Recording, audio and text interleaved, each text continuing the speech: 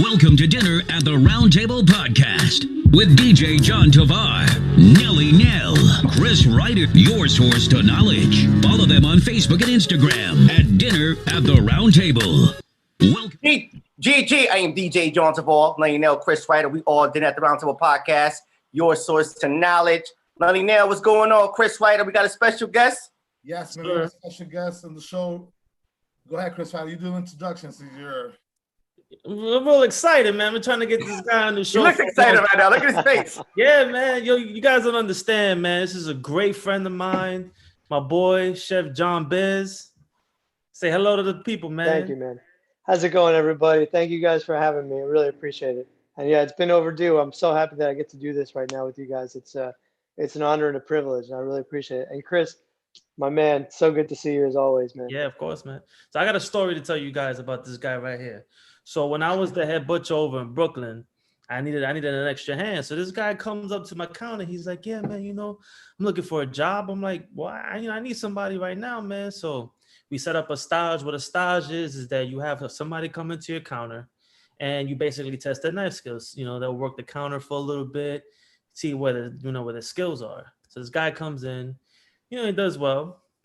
I'm like, "All right, you're doing a good job. I'm gonna talk to my superiors and see what's going on." So at the time, it was just me and another guy. And then I had my other boy working with me, but he was part-time. So I needed somebody to, work the weekends, do one day during the week. So one day I'm like, "Yo, where's, I really like this guy, John, man. Why don't you bring him in to work with us?" Like, "Oh, well, we don't know." I'm like, "Well, listen, I need somebody right now. I'm tired of doing doubles. I need this guy right now." Sure enough, the next week, my man started. And, Thanks, one thing Chris. about this guy, man, he was probably one of my better, apprentices. This guy was such enthusiastic to learn how to be a butcher. And, it was such a privilege and honor to work with this guy and to teach him, and it's been great. I needed a chef too, man. I'm going to tell you one thing, guys. The best chefs are butchers. Absolutely true.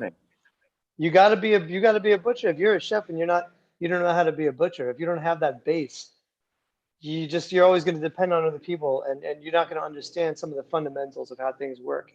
And whether or not you can memorize recipes and execute something the way that somebody else did it is one thing, but understanding the fundamentals of how things work and how food works, and the connection that you have as a butcher or as a chef or as anybody who cares about another person that's providing something for them. If you don't understand the fundamentals, I don't know what to tell you, and that makes sense. And who Thank better you. to test you? That makes sense. Who better to test you in the Brooklyn location than the number one butcher in town, Chris Ryder? The head Chris. butcher. Head butcher. That's He- right. You know what I mean? He takes butchering. Right, yeah. It's a lot different at the time. butchering very seriously. I do. He does. You He does. Wow, the man. telltale sign to tell if He somebody's drives actually around with skilled. his knives in the trunk of his car and shit. Yeah, well, He does, though. He I showed actually them the does. knives, John. I showed them the knives. But it's funny because the same knife, John has the same one. You still have that knife? Of course, got all of them. Yeah. We raided the the knife stash there because fortunately things didn't work out in Brooklyn Kitchen. There was a lot of areas. To me, still to this day, one of the best jobs I ever had. Absolutely. It was Place such was an amazing fantastic. environment. Some of the greatest people you'll ever meet in your life worked there, and it was it was different, and the vibe was just really great. Like, shout out to Harry and Taylor. They're still doing big things, but they're more towards cooking and schooling In education, yeah. and education more than what they were, because they had the retail.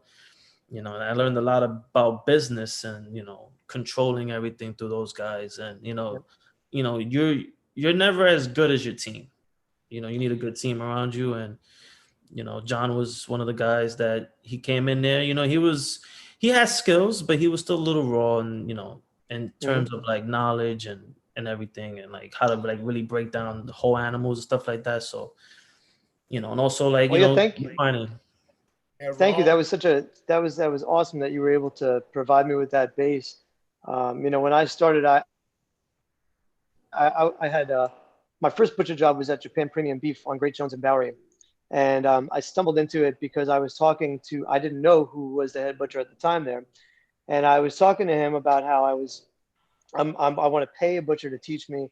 I want to pay for classes. I want to learn. I want to work. And this guy I didn't know was the head butcher at Japan Premium Beef. And he was just like, I know some of your friends, like we know some of the same people.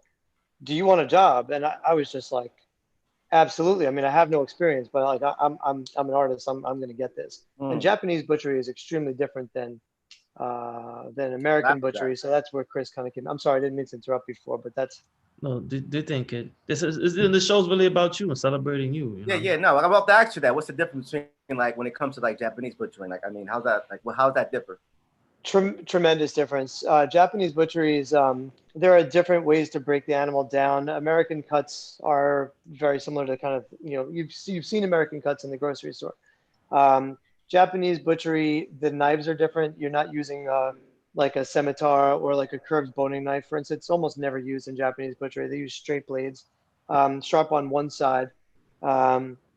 Everything is kind of like, there's a lot of trimming. Everything is square, angular, like placed very beautifully. It's all Wagyu beef. So that's where that was where I cut my teeth. But I really wanted to learn how to break down a whole animal, to use the entire animal and respect everything that animal sacrificed, so that we can live and nourish ourselves. Okay. Wow. All right. No, there's a main difference. Like, and by the way, I don't know what the terms you use, but all those knives, I don't know what they are. I mean, that's that butcher terminology right there. Basically, what it is that you're utilizing the entire animal, because remember, this animal gave its life in order for you to be able to eat. So, the respect that it goes into, because we'll get into more of the reasoning behind why respect is so important, because that goes into the quality of the meat that you're eating. All the stuff you see in C-Town and like, these are like factory based, and it like completely destroys the meat. And it's really bad for you, because you can even pop open a package and you smell instantly like, oh, even chicken, like but when you really look, but when you get something that's fresh, that's the animal's actually been respected, you can completely taste the difference. Like I've told you guys plenty of times before, like you really taste the difference between an animal that's been taken care of versus an animal that's just been through hell. And it's the omega fats change, the taste changes, it's clean, it's not as dirty, and you don't feel as bloated or like, stuffed or like feeling like shit when you eat something that's been raised right and proper. And that's what we did in Brooklyn. So, when John came in, I saw that I needed to, help him refine it. And he was so enthusiastic and so happy to like learn. It was great for me. I'm always, I love teaching, and because I never got that same respect, people didn't really, I had like maybe one or two teachers that actually took their time, but I never wanted to, like, if somebody was really enthusiastic and wanted to learn, I wanted to make sure that I gave them the type of tutelage. And John was that guy, and at the time he was doing his Bad Mother Supper too, and it's completely blown up. Yeah. When I met you, first of all, I looked a lot different. I had long hair, like rocker long hair. Look like a hippie. Look like a super hippie from the 70s. I like to think of myself like an evil hippie, like I kind of dressed like a mechanic. I spent a lot more time, like bulking up, muscular. I was a different looking person at the time. When you start getting into food like this very seriously, you just all things fall to the wayside. Like you really just need to focus on your craft, because every day, if you're not improving every day and like amplifying your skills every day, someone else is, and you're not doing this as a competition. I never did it as a competition. I took it as a complete, as a tremendous personal challenge to understand something that I didn't know. For the past 20 years of my life, before I had met Chris and before I'd worked as a butcher at all, I was never working in food. I was always interested in cooking for family. And, I never really took it seriously in terms of like learning how to cook the way I know now, the way I do now, understanding food the way I know now. I didn't understand any of that. It was just like something that I liked that was part of me. And before that, I was a fine artist, and I was a record label owner, and I was Oh, really? recording artist and musician. Yeah, that's what I did my entire life. And finally, it kind of culminated. I was building a recording studio with an associate of mine. It took a couple of years, and one day the bottom fell out, and so I really needed to do something completely differently. And I was 38 years old, and you're starting at the bottom, just at the bottom, just at the complete bottom. I'm trying to get someone just to give me a job at all, and you're like, all right, what do you know? I'm like, I don't know anything. I'm just trying to figure it out, but I'm gonna get good, and I got good because I wanted to get good, but and because I had teachers and people like Chris that were able to really like pass on their knowledge and their craft. And, I would love to be able to do that. I do that with people sometimes, but Chris has a unique situation with me too, because now I feel like for you, you're able to see, like where that took me, and like you really influenced me and inspired me in such a tremendous way and educated me and provided me with that skill that without that, it would have been a much more difficult road. I don't know if I'd be in the same place today. Um, I made a lot of mistakes at first, like a lot. I mean, like you couldn't make any more mistakes. You couldn't screw anything up that more than I did. And every single thing, whether it was cooking or butchering or everything. And then you learn, you know what I mean? And then you start like, thankfully, like I never wanted to make those mistakes again. So eventually start sculpting something. And, now I'm really in the thick I'm immersed in my career right now. I'm a journeyman at this point. I'm grateful to say that. And, I'm not a rich man, but I do plan to be, and hopefully that works out, That's the long. but you don't do this stuff just to get rich. Sorry, go ahead. Right. No, you want to say something? That's the long-term goal to reach your utopia in the sense, right? As far as like in your career. Yeah. Yeah, and I just wanted to chime in real quick and just give our listeners and our viewers like a little bit more of a background as far as like your culinary skills, right? So, Chef Biz, John Biz, who is he? Who is that person? Can you elaborate on that? Well, I was yes, absolutely. Thank you for asking. I was born in Brooklyn in 1977. I grew up in New York City, in a very different city, as old school New Yorkers know, Yeah, very and different. very different. And the old school cats that know what went along with that. I'm not going to illustrate everything on the internet, but it was a different world. You know what I mean? Like there was, I can't even begin to describe it. Um, I came from an Italian and Irish family. My dad was the Italian side, and my mom's side was like Irish German. And family was always very important. Getting together with family was always important. Having meals and cooking awesome things was really important. And some people did it better than others. Um, and when I left my parents' house at a young age, I started learning how to cook because I knew that I was no longer going to have access to all that awesome Italian food that I had just come to depend on for like I just wasn't there. I don't trust anyone else to do it. You know what I mean? Now I know where to go, but at the time I was like, man, I'm going out to college. Like, what the hell am I going to eat? So I started going around to my friends' houses and say, all right, well, my friend Vinny Sedicato's dad, like, right? My name is not John Biz, actually. It's John Bisignano proper. But for the sake of everything, you can call me John Biz because it's easier. So Vinny Sedicato's, right? I went to his dad, and Jerry Sedicato's taught me how to make his ragu al napolitano. And, my grandmother taught me how to make her raviolis. And then my mom would teach me things that other people had taught her. But I would just go to my friends' houses and, they're like, oh, let's throw the football around. I'm like, actually, I want to talk to your moms about how to cook chicken cutlets. So I kind of started there. Big And that's what gave me the base, just to like, I was interested in it. I just wanted to eat. I had no intentions ever of being a chef. I wanted to be a famous rock star. That's what I thought I was going to be, and that's fine. I'm actually very, very happy with the way things worked out because I achieved everything that I wanted to achieve without, dying of being a rock star. And this is like a new format where you can produce your art and it helps people, because it's nutritional. Yeah, because most rock stars don't make it, like longevity wise, right? They usually end up either committing suicide through drug overdose, stuff like that. They're so Yeah. So yeah, man. But you was able to introduce your creativity into Yeah. food and food service, and also, you know, like the butcher game. So that's definitely a good asset there. But yeah, man. So we also know that you run the Bad Mother Supper Club, which is a supper club where you cater food, right? Correct. You also Yeah. have a location, correct, in Brooklyn. So the location is disclosed on the night of events. Now, after COVID started, we changed our format because we were no longer able to have events.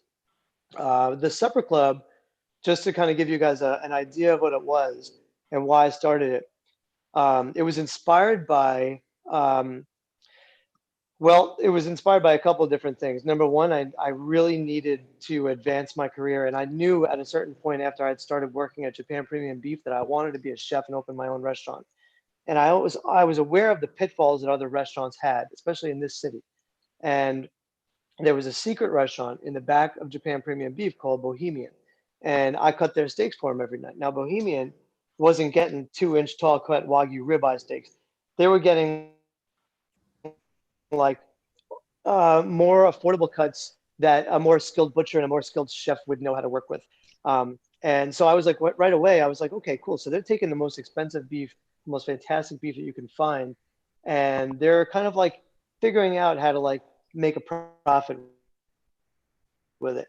Sean also was all reservation, and it was all always booked in advance. So all reservation and all referral. So that to me was like the most amazing idea in the world because now you don't have to worry on Tuesday night. Are you going to have to use food that's a little too old? Like, no, you're not going to have to do that. You know exactly who's coming on Tuesday night. You buy exactly what you need. There's no waste. You know who your clientele is. And that's the way you can operate a really sustainable business and a restaurant business in New York City. Because if you think about it, a liquor store, your product doesn't expire. In a restaurant, your food starts expiring the minute in the butcher shop too. So it starts expiring right away. So you really need to be able to um, to produce a final result out of that product. So to take your meat from the butcher shop and to be able to serve it to people right away, just cut out all of the variables and be able to take that animal and then put it on the table right away, and then be able to kind of um, bridge that gap. And so I was able to secure a restaurant discount at Japan Premium Beef. And I started the supper club, and what I did to try to get people to give me a chance, because I had absolutely no business calling myself a chef at that point in time. I didn't, now fine, absolutely, yeah. I take myself, I'm happy with where I'm at. At that time, I was just a guy that wanted to open a restaurant, and everyone just kind of looked at me and was like, "Yeah, good luck, buddy. When the hell are you gonna do that? Maybe 10 years from now." And I was like, The haters said no. but they were right, because if I had to wait, if I was working a butcher job to get another butcher job, another this and that, and working, no way. I still don't have a restaurant. I created a speakeasy restaurant, and so Yeah. I took what I had and I used the leverage that I had and the Wagyu beef that I had, which was able to. People were so interested in it. It was new then, and so people were like, "Wow, you can get a 2-inch tall cut Wagyu ribeye at this guy's house with 7 other courses. Like, let's give it a shot." You know what I mean? You'd be lucky if you could buy a steak for the same price that I was charging. So I lost a lot of money on the beginning, but I learned, and people started giving me a chance. And because of our atmosphere, in like a very like a comfortable home setting, um, and my people skills, being able to just like really just like, hey, I'm the chef. I'm right here. I'm cutting your meat right in front of you. I'm cooking it right in front of you. I'm handing it to you like I care about what I'm doing. It didn't matter that I wasn't a chef at the time. Didn't matter that I didn't have that experience because I cared. And I think that's where you guys are going with this interview this evening, talking about like the quality of food and why that's so important. And one of the most important things I can just leave you with at this stage, before I pass the mic back to you, is that anyone can make great food, and anyone can provide great nutrition if you care. You know what I mean? So like when you talk about the quality of food, very, very, very fundamental to that is It's 8 caring o'clock. about the quality of food, caring about where you are, caring about who you're feeding and why you're feeding them and what you're feeding them. Wow. Yeah, for sure, man. Definitely. I mean, the quality and the service goes hand in hand. Me personally, I'm a supervisor for one of the, let's say, the biggest hospitality group in the East Coast. You're probably familiar with them, Union Square Hospitality Group. Of course. Oh yeah. They're the standard for like hospitality groups in New York, in the East Coast. But the whole thing is, I know how the industry works. I definitely agree with a lot of points and terms that you focused on in the few minutes that you spoke. And it's all about presentation, quality of food, and also the service. You want to have a chef who's charismatic, who can relate to the people who he's serving. Also, show them firsthand, right in front of their face, what they're doing with the food, and it goes hand in hand. All those factors definitely create a successful business. Correct? Yeah. Yeah. Thank you for putting it that way. That's extremely eloquent. It is. It's like if now I know so much about restaurants and food industry that like I'm very skeptical when I go into certain places Oh because yeah. And you that's can't really see what's going on. Don, And I real quick, know. Don, listen. I have people. I have people that critique me. though, yeah. I have people that critique me because I'm such an observer. I'm like, listen, if you worked in the industry like I do, and I'm on a high level, right? I'm not the highest. I'm on a high level where my job is to, look out for bad service or bad quality food, right? Because I'm a supervisor, right? I tell my friends all the time, like they make fun of me when I go to restaurants. I'm like, listen, this is my job. That's what I do. I look out for the bad things in the food, in the service, in the quality, and I point them out. Yeah, I've spoken to managers in restaurants. Like, hey, come over here.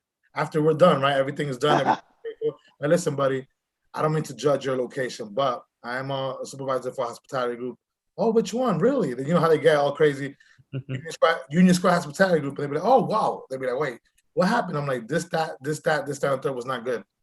And they'd be like, oh my God, thank you. We're gonna step it up. And I'll revisit that place like a week later, and they'll be impeccable that night because they already had somebody in the field telling me this shit's trash. Yep.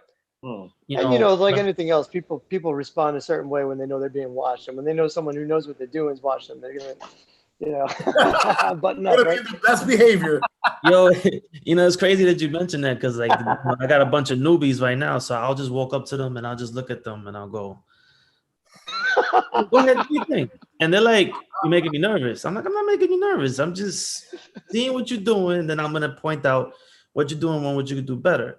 Because I learned from a lot of like anal fucking butchers. Like you gotta have your signs perfect.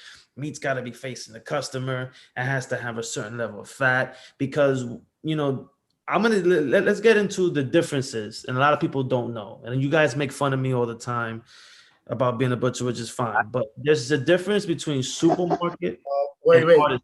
Yes, John, we make fun of him all the time, John, all the time. Well, but not about him being a butcher, it's about his killer instinct. Because he's a butcher. Because of my face. I know his instinct. But there's a difference. You see his killer instinct before, right? John's actually, I don't think John's ever seen. I know that, man. You don't want to cross him in a dark alley. No, but shank you. In between artisan and supermarket, complete difference. Yes, absolutely. I'm an artisan, so that means that everything is about presentation, about quality, about how the meat looks, about how it's presented to a customer. Because if somebody's gonna come into your establishment and they're dropping some serious money, you got to make sure that what you're presenting to them is appealing. Yeah. And that's where he took that and applied it to his Bad Mother Supper Club, because I think that was the one thing I installed was it's always got to look great.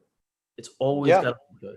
And how many times, John, did we have that case in that shop looking stacked and looking nice, and it wasn't even completely full.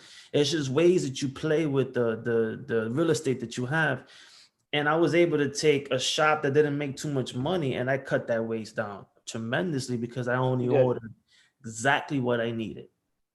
Yeah, that's one thing. There's a lot of waste in the industry because you have chefs or even like cooks or food service line people that don't understand, like it's not about the quantity, it's about the quality, right? And you want somebody when you present something to them, so they be like, you give them a service, right, or a plate of food or a piece of meat, for them to say, "Damn, that's some bad mother meat." Exactly. Earlier, though, it expires quickly. Though. Bad mother supper. Yeah, know, man. Thank outside of having preservatives, that stuff only lasts like 3 days. Exactly. And speaking of which, what made John's Supper Club so unique was Wagyu, because at the time there's two different types of Wagyus, and I'll let John, elaborate on what that is. What is it? Why? Okay, okay. Yeah, because there's Japanese, which is like Kobe A5 rating systems, and then there's American Wagyu, which is crossbred with Black Angus. So it's above prime meat, but it's like, it's really expensive because the quality is so good. Yeah. So what is a Wagyu? What is that? Right. Elaborate on that because I'm lost right now with that term. What is that? All right, so I'm going to make it really easy. It seems like a mystery. You've heard of Kobe beef, right? Yes. Everyone heard of Kobe beef. So Kobe is Wagyu beef. Wa means Japan, Yu means cow. Wagyu, Japanese cow. So the Japanese, like, they traditionally have become obsessed with things, and they're very obsessed with American culture as well. And what they do is they figure out what we're doing, and then they school us on it. And that's what they did with Wagyu beef. Yes. So they started engineering these cows, and the Wagyu cows are actually a particular breed. They're brought up very specifically genetic with a genetic lineage. They're very like noble, gentle animals. They're absolutely beautiful. They're not like all cows. All cows are different because all people are different. All animals are different. But so Wagyu beef was like, you've heard of it first as Kobe, and then in I think it was 2000. I think it was 2009. There was a ban on Japanese beef in America because of mad cow disease. I believe it was 2009, and then in 2011 or 12, it was allowed back in. And the way it was allowed back in was that they let Japanese breeders bring Wagyu bulls into America, and they crossbred them with American Black Angus, and so that became Washugyu. Wa is Japan, Shu is America, Yu means cow or beef. So Japan Premium Beef, where I worked, was kind of like one of the only places you can get it anywhere in New York City. So it was a hotspot, for that, and the stuff is very expensive. I can definitely speak quite a bit on the differences between pure Wagyu Japanese beef and then hybrid Japanese beef, as Chris said, where they're crossbred with, could be American Black Angus, it could be an Australian cattle. There's different variations on it. They're all really delicious. They're all extremely tender. Now, regular Wagyu beef, straight up like Wagyu beef. In Japanese culture, meat is used more as a condiment. In American culture, you go to a restaurant, you order a steak, that's your meal. They don't do it like that in Japan necessarily. That hasn't always been the tradition. So you would have this cow that is, when I say so rich and so fatty, but not in a shitty way, it's like the most amazing. Like if you leave it out at room temperature, it starts to cook itself. It's crazy. It's the most amazing thing you've ever seen. The fat is absolutely prized. But Japanese Wagyu beef, straight Japanese Wagyu beef, the meat is white. It doesn't look red like anything you've seen in a supermarket. It's more white than red. Wow. Definitely more white than red. You might say it's like a light pink at its deepest color. When you start seeing Washugyu, you're going to see something that more resembles an American steak, but it's still like you see that marbling in it, and you're like, what's going on? That's absolutely insane. So for Americans, the Washugyu beef, the hybrid, it's actually a lot more palatable because of the way that we eat the meat. The Japanese meat, you're going to want to like maybe cook it with a blowtorch for like a second. You know what I mean? Like you're really just cutting it basically like sashimi. That's really how that meat works. Wow. And another really important thing to know about Wagyu, and I started with Wagyu because I was just amazed by it. I had never tasted anything like it. And people wanted it more than anything else in the world, and I had access to it. So it kind of facilitated itself. That whole situation facilitated itself. But Wagyu is actually not about the taste of the meat. It's actually about the taste of the fat. And the fat has such a particular flavor profile. It's just like a soft butter. It doesn't resemble other beef fats. It doesn't taste beefy. It tastes like Wagyu fat. So nowadays, I love Wagyu for what it is, and I use it more as an accent, but I'm actually more infatuated today with American prime beef. because it's more beefy and the fat is take kind of a backseat. It works with the meat, but it's not front and center.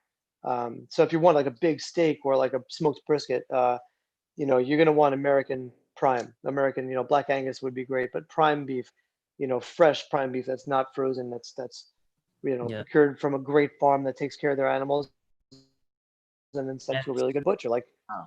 like Chris. and it's a grain and it's grain fed because what grain does is that it gives it a particularly like buttery flavor, and it's not like really bad for the animals because everybody thinks okay grass fed and then corn fed, Well, grain actually, is different. Mm. Chris, I want to interrupt just for a second there. It is grain fed, but it's not entirely grain fed. Wagyu. American cattle that you see in the supermarket, the meat that you were describing before, that's pure grain fed, and that you don't want. Wagyu cows typically eat, they eat, what is it that makes sake? I forget what it's, but they eat whatever it is that ferments into sake beforehand. They eat like, they're, I feel so stupid for Barley or is it beer? it's not barley. No, it's like rice stalks.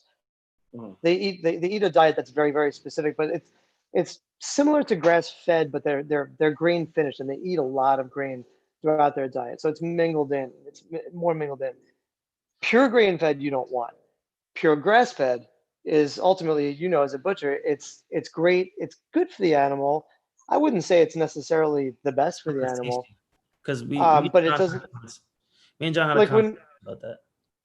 yeah, when you have a grass fed cow, but then you finish at the end of the cow's life, you finish it on grain. And when the cow's allowed to live a normal, long life, so the animal ages normally, you don't kill it at 18 months old, and then it eats grass. And then the last part of its life before it's going to get slaughtered, when it is able to feed on grain, that's actually what creates all the marbleization inside the meat.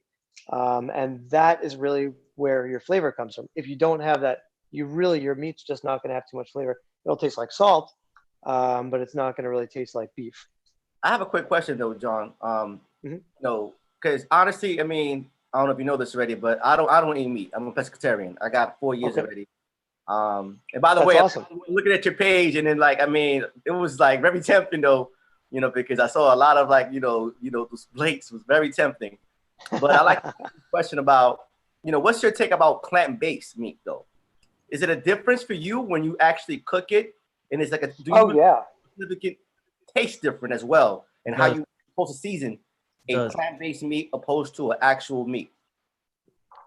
Um, that's a great question. Thank you for asking it. I am all for it. I'm all for meat alternatives, and I can explain in a couple of different reasons why. It's so when I could cook a Beyond Burger, it's a very interesting thing. I looked at the ingredients a million times, and some of them I understand, some I don't. So for me, I'm not 100% sure on how plant-based meat is going to affect the human body after 20 years of eating it, and no one is because it hasn't been tested for 20 years. You being a pescatarian, you know how healthy that is. And if you're going to eat something like, for instance, like the anchovies are probably the healthiest fish in the sea because they're really small. Where if you have bigger fish, you're going to have a lot of mercury in it, and that's going to Right, right. contaminate your body over time. Um, I think that plant-based meat's awesome. I also think that the possibility of having lab-grown meat in the future is real, and I am absolutely open to it. Lab-grown meat is when you're going to use stem cells to basically just grow actual meat that's not from an animal that's slaughtered, and I think that's fascinating. We're not there yet, but it is fascinating.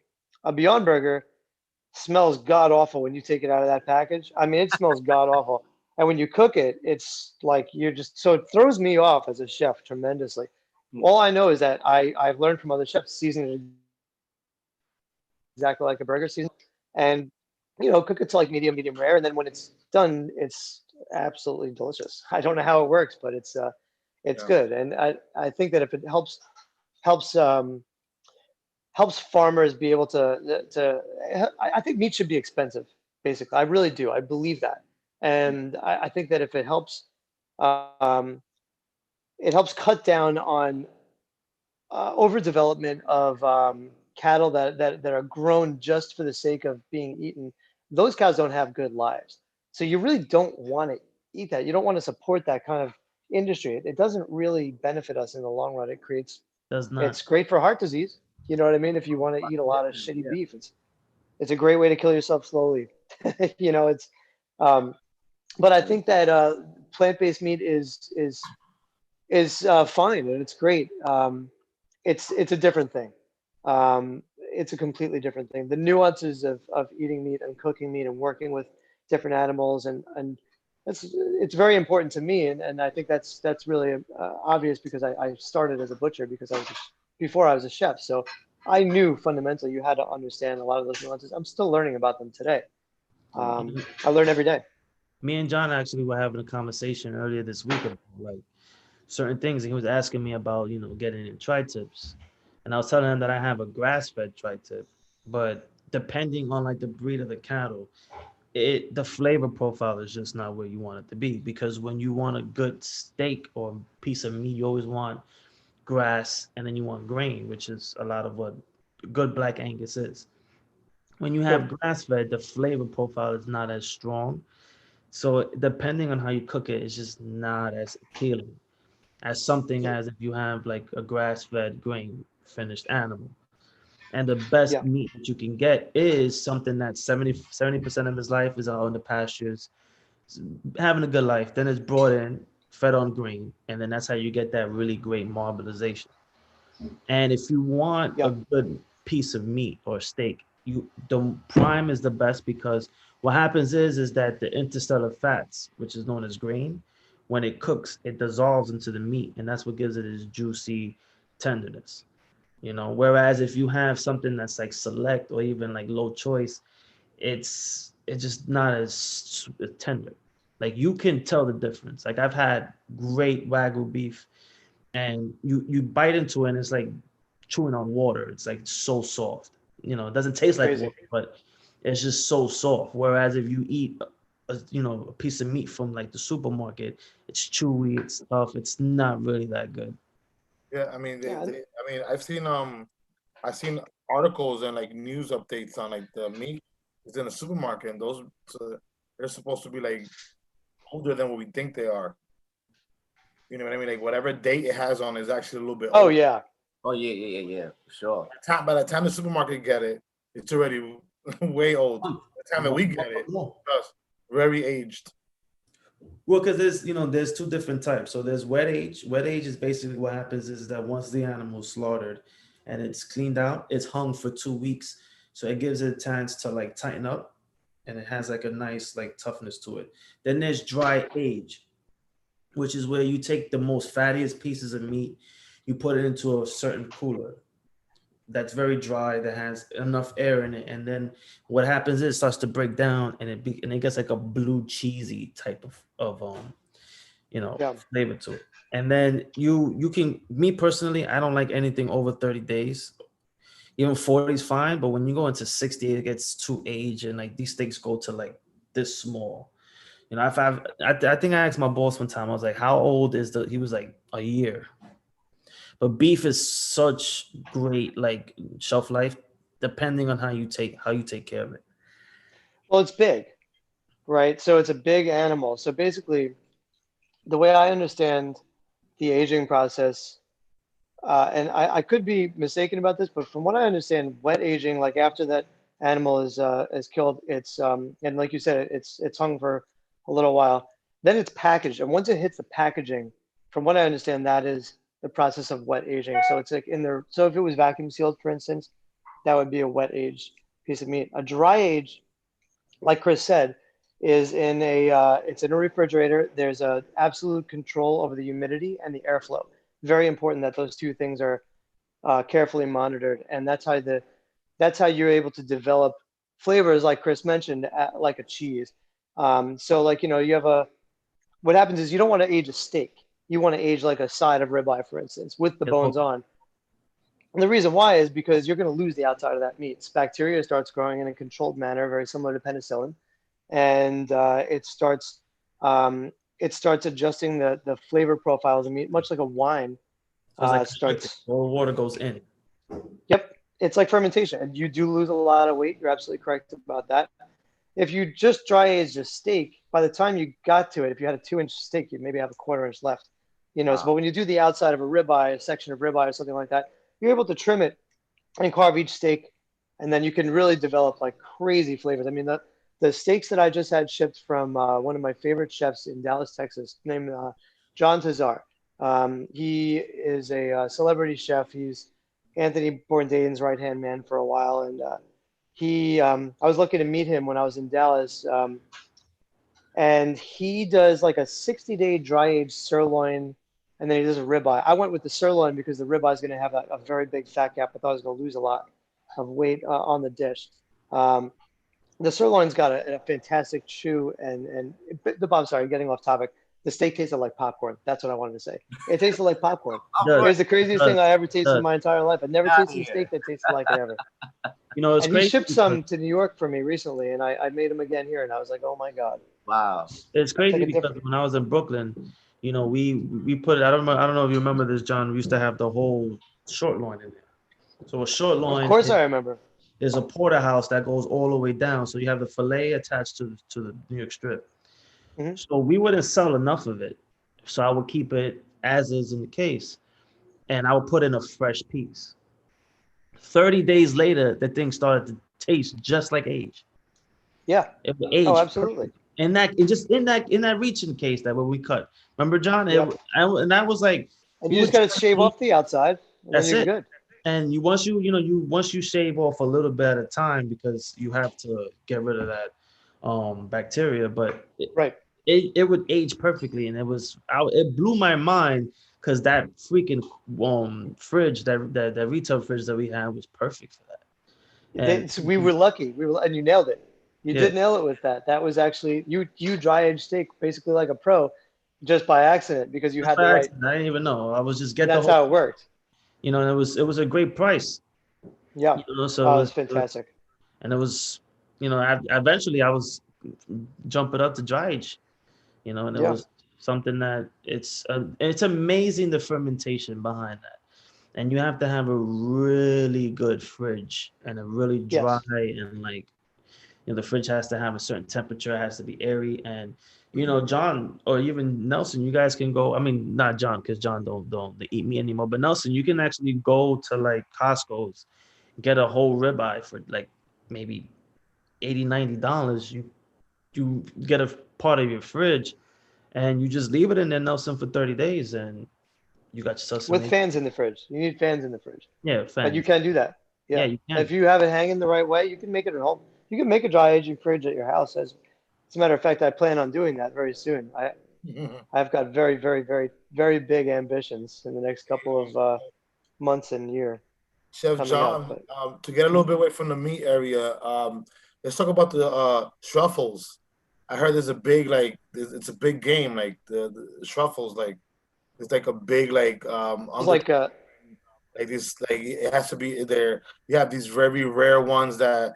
It's actually like a little underground mafia thing going about them. You have to. Yes, yes, it is. It is. It's like you have truffle smugglers. How about them apples? I've seen a documentary on it. It's basically like the drug game, like the cartels. Like the guys involved in that shit, they're very ruthless. Like because truffles is very rare to actually get. Like you need like special dogs and even pigs. And basically what they do is that they dig it out of the ground, and that thing is sold by the gram, not even by the weight.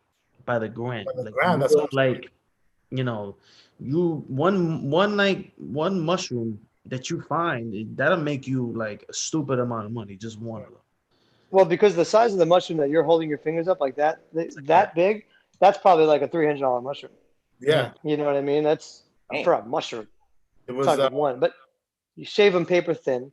You know they're extremely aromatic, and as I learned the hard way, I bought one for my mom for Christmas last year, and I bought it like about a week and a half before Christmas, and I saved it. I wanted to eat it so bad, and I tasted it at first. I shaved one little piece off, amazing, and then by Christmas time, it smelled like ammonia. It was already gone. So not only are they really hard to get, and they come from only very specific regions of Europe and Italy in particular, a certain climate, only at a certain time of year, only sniffed out by certain animals. You can't harvest them. You can't just grow them in a lab, and then they don't even last. They're incredibly potent. I mean, like, the kind of thing that will just really wake you up. And in the documentary, Wow. The guy who was supposedly like the head like Shuffle like kingpin in New York City. Yeah, he was like some like Indian guy, whatever. He used to roll up in the airports real early in the morning, grab like the real good batch that he had like a special connect with, and just a truffle the size of a handball, like about this big, was worth like $2,000, bro. My God. That's exactly right. Even three Yeah. easy. Yeah. Yeah. He would go around the city to like special exclusive chefs and restaurants that have clients who pay high price for it, and they were turning around and making a double flip out of it. So if he was selling it for two, it was selling it for like four. Yeah. Easily. It's crazy. It's nuts. Like it was like My the favorite chefs in New York City. That's big business right there. it's like Yeah. it's fucking It bigger is. than cocaine, selling cocaine. About that. Look at it. Right? Yeah, that was That's hilarious. insane. I'm gonna find the name of the documentary. I'm gonna have Chris Ryder forward it to you. That Wow. sounds good. Check it out. It's funny. It's real. It's real funny, but it's real. It's a real thing. It's a real thing. Oh yeah, you're absolutely right. One of my favorite chefs in New York City is a guy named Frank Bisignano. He's like a major celebrity chef now. He was a guy that was just like one of us. He started his restaurant on the Lower East Side like around 2001. It was he had Little Frankie's. He had a restaurant called Sauce and another restaurant called Supper. Okay. And he's got this like during truffle season, he goes to Italy himself, and I'm not sure if he smuggles them. I don't think it's legal just to bring them, but I think he pretty much does kind of smuggle them back in a suitcase, and then he gets the other guy, he's a dealer, very much like a drug dealer, and he gets the good shit. He brings it back, and then when he sells out, he's got to send couriers to Italy because like the addicts need their crack. You know what I mean? Like exactly. that's no Quiet joke. taste, I tell you that much. It's so Amen. strong, truffles. Wow. So strong. Imagine getting locked up abroad because you're smuggling stuff. Like, you're being No, like That is the crazy. new episodes, the shuffle game. Like It's Oh, so man. potent. Like, you gotta be very careful with how you use it because you can really overpower literally everything with it. Yeah. Literally, And you it's can so spend potent. $1,000 if you put one mushroom into a plate of pasta. You're done. It's gonna fuck it up. John, what would you say? Top 5, in your own opinion, top 5 restaurants, quality food quality, right? Is up there. The service is up there. Presentation as well. What we all those 3 factors, top 5 for you, personal opinion. In New York, that complicates it. And the reason why it complicates it is because A whole bunch of restaurants in New York. there's a lot of restaurants in New York, and I don't visit a lot of them because I'm cooking. I work like 7 days a week. I can tell you that the restaurant that I was saute chef at for many years, Metrograph, on the Lower East Side. It's a hidden little gem. The food is phenomenal. It's absolutely phenomenal. I mean, it's really just amazing. Dennis Spina is the chef, the head chef there, and he's a tough nut just to crack. He's a tough cookie, but he's a great chef. He's a great guy, and he taught me a lot. They have the owner of that restaurant. I'm not sure. He prioritizes health and quality ingredients over everything. So the ingredients that I had to work with, the seafood, the produce from Lancashire, the The meats pay, from La very big. Freda, Very big. everything that I did, every piece of food that came out of that kitchen, a lot of it I was cooking, so I know for a fact the olive oil, everything that the anchovies from Sicily, like every single thing that they bought was like the top of line thing that you could get, and the prices of that restaurant are phenomenal. Also, I couldn't recommend that The place. food was great there. What's that? Like the quality was great because the ingredients were great, Yes, absolutely. and they used it, so it must have been good. It was a bad mother. I was yeah, and I learned a lot. I learned a lot from there, and I think I'd like to think that I at least taught the chefs there something as well because I was so immersed in it, and I really cared. I mean, I really cared. Like if something went wrong during service, you didn't want to cross me on the street. I was just like so furious Yeah, about it, and I would man, I'm the same freaking way, bro. just I was emotional about it. You know, like I just really, like I really gave a shit. You know, and I still do. I'll tell you something. Like me as somebody who works in the industry, whenever we've gone through hiring processes, or a process, the hiring process, or whenever we have events, we have a particular chef that we deal with, and we will handpick him and based off his personality and how much he cared about what he was serving. Because a lot of chefs are either they don't give a fuck or they're really like into it, like it really hurts their feelings if they like feel like the people who are eating their food don't like it, or somebody comes back with a complaint, right? So that's one of the things we would look for. We look for a chef who's passionate about what he does, and he actually cares about it, right? Because some chefs, there's like a little thing in the chef game. Some chefs, they got big egos and they don't give a fuck about shit. Oh yeah, that's big time. That's super big time. That shit is a big thing time in the industry. So I mean, I've been around a lot of executive chefs, and I'll tell you, I had to like bring down the house on a couple of them because they thought they were high. Ego, man. It's the ego, man. Like, chefs are like real, like particularly about. I'm a chef. I'm big time. That's why a lot of people ask me all the time, like, why you don't become a chef? It's like, because I can't get into a kitchen and have weapons around, and you talking to me. You don't want weapons around this guy, I tell you. That's true. Like, he just admitted it. He just admitted it. I've blown up on a lot of people because they talk to me some kind of way, and it's like, dude, you're not gonna talk to me completely. So that shit. Thank God in my job now, like there's no like that shit. Like I get along with a lot of the chefs in my job, and they come to me for stuff, and I always joke around with them. Oh, so what you need now from me, huh? What you need now? I got you. Don't worry about it. That's right. I got a question for you. If you was a chef in my hospitality group, right, or the head butcher, and I come and I bring down the house on you, a big guy like me. You don't got the first meat cleaver and chop my fingers off? What the hell? The old me, absolutely. The new me, if you're pissed, I'm pissed because I want the same thing as you. Yeah, but the old me, absolutely. You have to have a chef who's has great personality, right? Great personality, who's charismatic, who actually cares about what he's putting out, right? Because some chefs are so cocky that in their head, 10 people could tell them that it's wrong, but in their head it's right, and they'll deny it, right? So it has to have accountability. A chef who has accountability, who understands accountability, who cares about the food, and has a charisma. And those things come hand in hand, I think, to actually serve quality food. Yeah, like it's an open-mindedness really helps, being able to not just say, well, they taught me that in culinary. I never went to culinary school, by the way. I don't think it's necessary, but I'm sure it's very helpful. But I learned that in culinary school, so that's the way it is. If you're going to have that mentality, then of course you're never going to be at the top of your game, because first of all, you're just repeating what people have taught you, and you're not willing to open up your mind.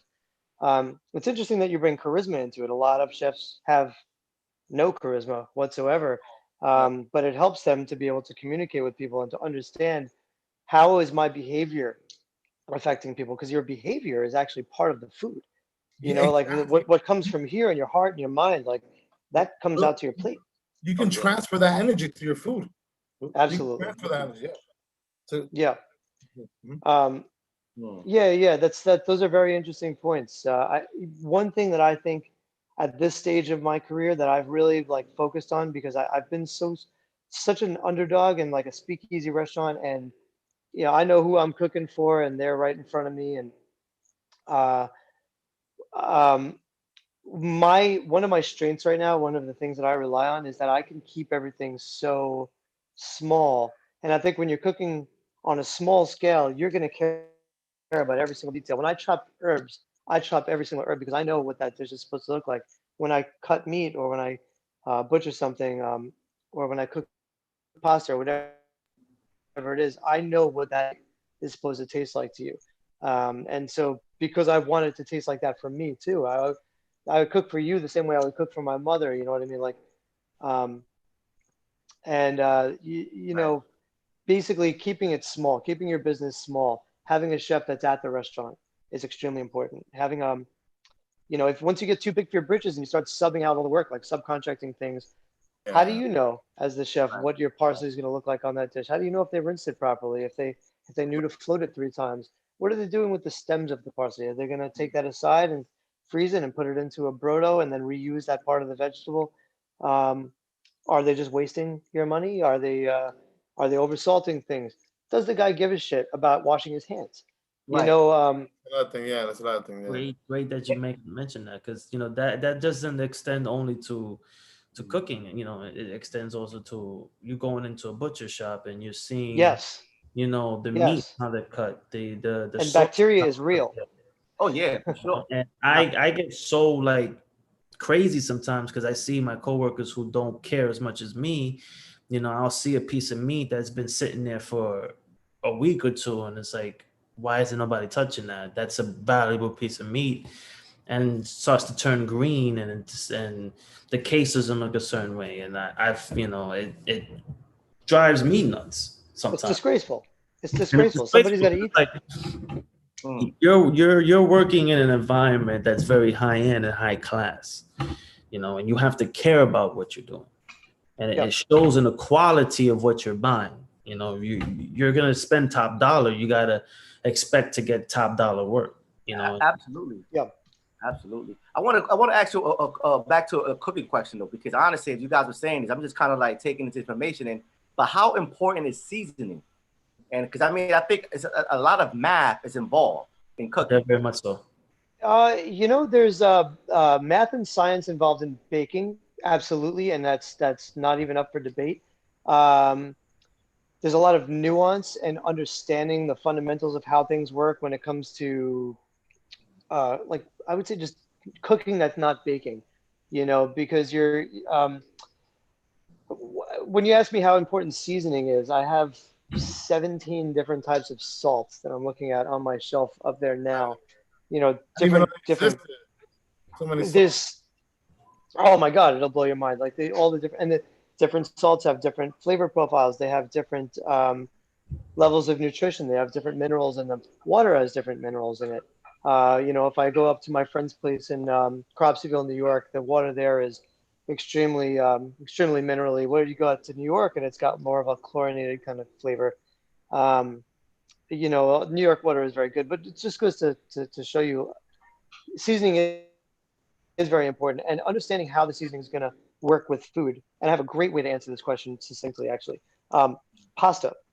Now, some people when they cook pasta, they never salt the water. Some people put oil in the water. Don't do that. But some people will salt the water tremendously heavily if they're not salting the sauce. So the pasta will absorb the salt, the sauce will not. And then when you put those things together, you're kind of marrying an oversalting with an undersalting, and then you have the exact perfect ratio.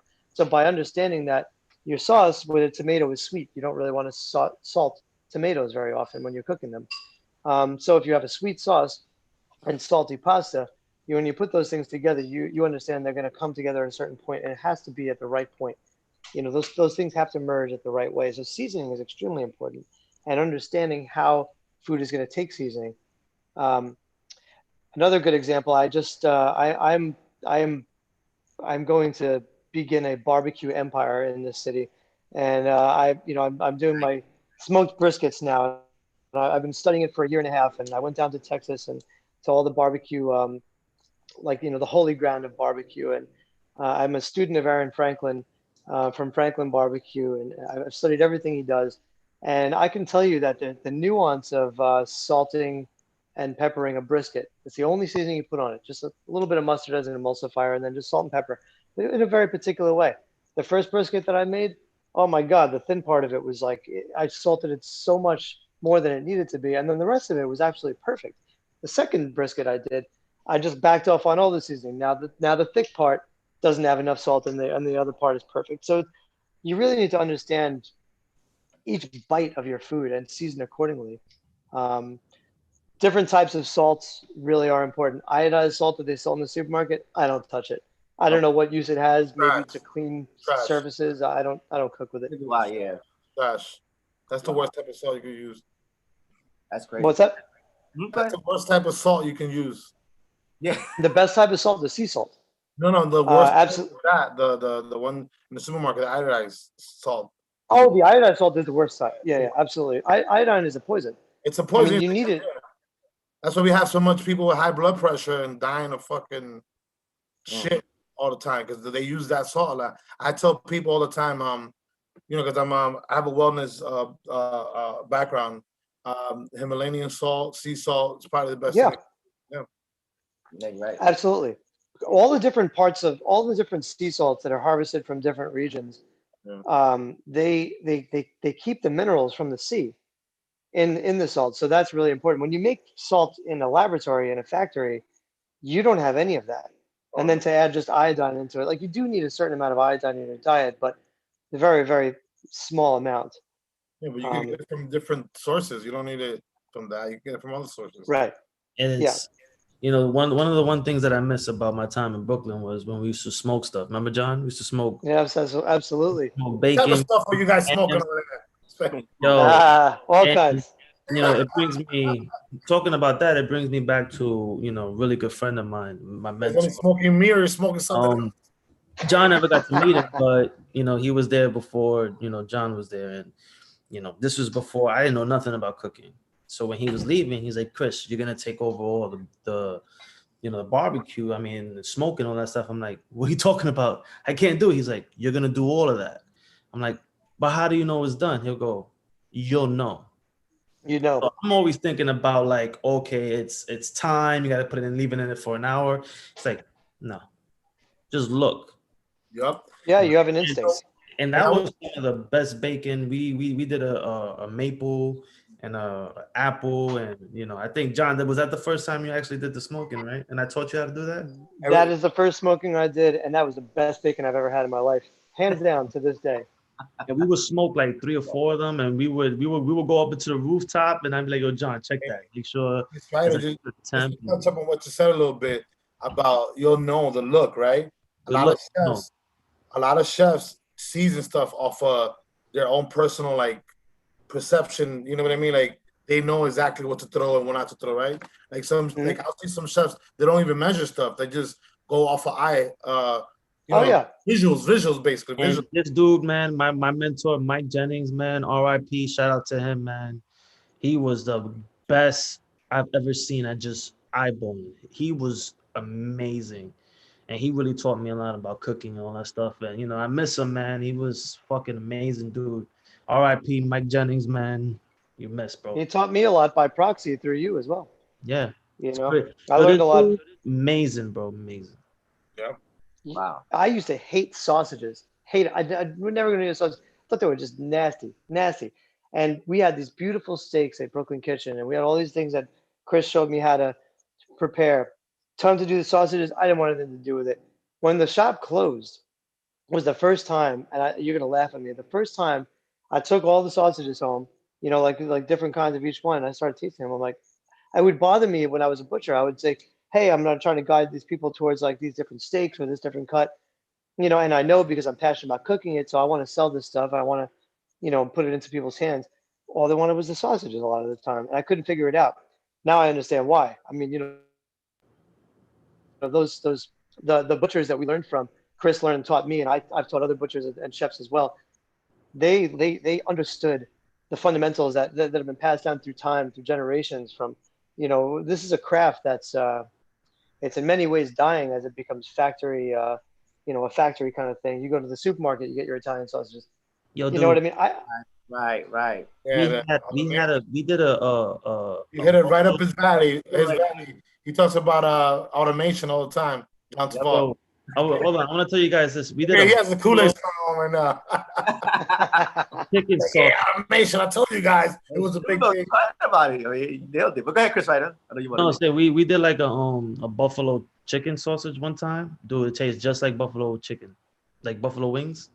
And John, you remember the Masaman?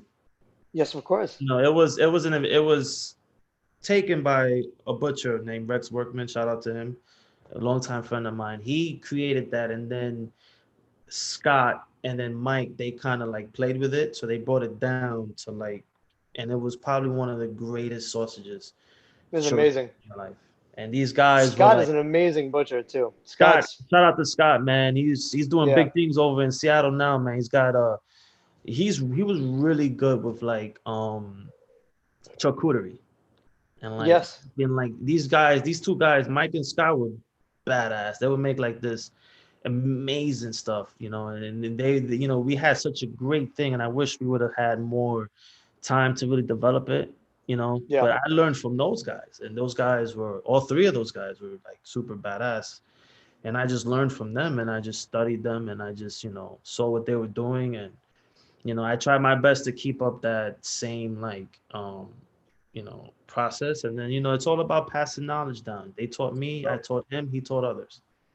Yeah.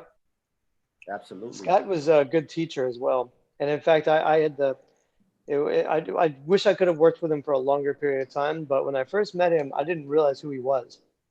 And I didn't know that he worked with you. And, you know, after that Brooklyn Kitchen, I won't touch most people's Italian sausages because I know how to do it better.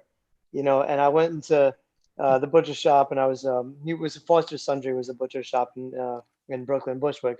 And he offered me like some Italian sausages, some sandwich with Italian sausages, and I was just being polite. And I tasted it, and I was like, what? That's my recipe. What's going on? And then I realized you told me that he worked at Brooklyn Kitchen. I was like, oh shit, that's your recipe that I co-opted. But you know, those are such things that are so highly prized because they are passed down from craftsmen. You know, and yeah, they were very much you. It just brings me back to what I was saying before. Like, in order to be a chef, unless you're a vegetarian chef or you know, a chef of a very particular, a baker, for instance. But if you're just a chef that, like, you know, works with meat, for instance, and you don't know how to break down an animal, you really got to start from square one. You got to go back and understand what's going on because That's the great thing about Scott was that he was a chef, and he worked with like big time chefs and like famous chefs in New York City, yeah, and he got so like, you know, I don't know what's the word. He got like so disjointed, I guess you could say. So he decided to become a butcher. And when he became a butcher with his knowledge from being a chef, he was able to incorporate both into it. And this guy, dude, amazing, amazing. And I really got to yeah. learn a lot from him. You know, one time I went into the walk-in and took a whole lamb, and I have a picture of it on Instagram, and I said, teach me. Teach me how to do this. And he was like, you want to learn? I was like, yes, I want to learn. And he taught me how to break down an entire lamb. And, you know, Scott was such an amazing dude, man.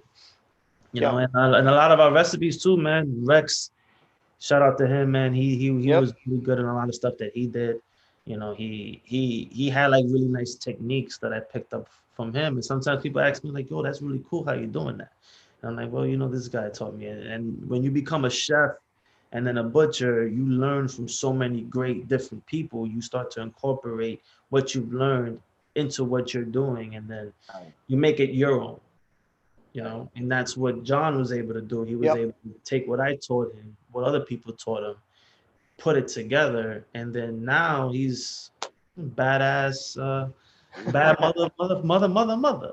I mean, cooking is an art, right? I mean, It is. It's it's an art. and Yes. even butchering. You guys don't think so. It's butchering too. It's an art form. You know, it's you got to really Yes. respect what you're doing, and it Absolutely. shows in the quality that you have because John wouldn't be in the position that he's in right now if he wasn't an artist.